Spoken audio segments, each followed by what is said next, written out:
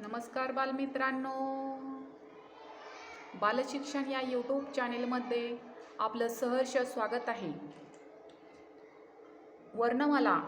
आज आपण मराठीमध्ये वर्णमाला हा घटक अभ्यासणार आहोत. तर यामध्ये वर्णमाला म्हणजे काय?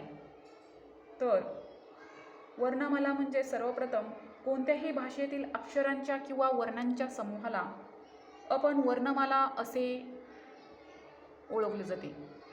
तसेच वर्णमालेमध्ये एकूण अक्षरांची संख्या ही 52 अक्षरे आहे. तर या वर्णमालेमध्ये जी 52 अक्षरे आहेत त्यामध्ये या वर्णमालेचे 3 भागामध्ये विभागणी केली जाते.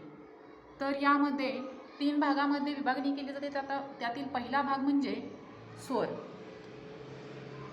स्वर म्हणजे अ पासून ओ, अ, आ, ई, उ, रू, लू, ए, ऐ, ओ, औ यांना स्वर म्हणून ओळखले जाते. तर या वर्णमालेमध्ये स्वरांची संख्या ही एकूण 14 स्वर आहेत. तर स्वरादींची संख्या ही 2 आहे. तर त्यामध्ये आणि अहा ही जी अक्षरे आहेत यांना स्वरादी म्हणून ओळखलं जातं. तर व्यंजन म्हणजे व्यंजनांची संख्या, वर्णमालेमध्ये व्यंजनांची संख्या ही एकूण 34 अक्षरे आहेत. तर त्यामध्ये क पासून ज्ञ जी सर्व अक्षरे येतात यांना व्यंजने म्हणून ओळखले जाते. तर या व्यंजनामध्ये नंतर कठोर व्यंजन आणि मृदू व्यंजनी असे 2 गट पाडले जातात. आता कठोर व्यंजनाचा पहिला गट आहे.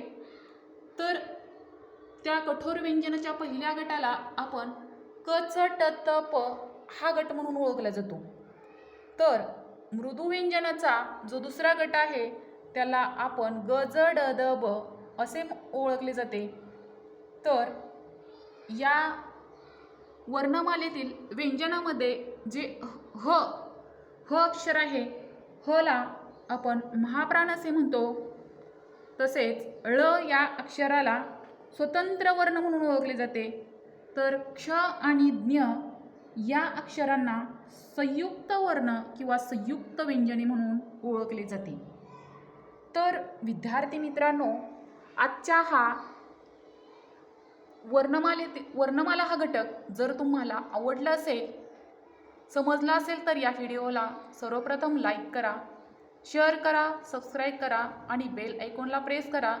म्हणजेच यापुढील नवनवीन व्हिडिओ आपल्यापर्यंत पोहोचण्यास मदत होईल. धन्यवाद. जिंदगी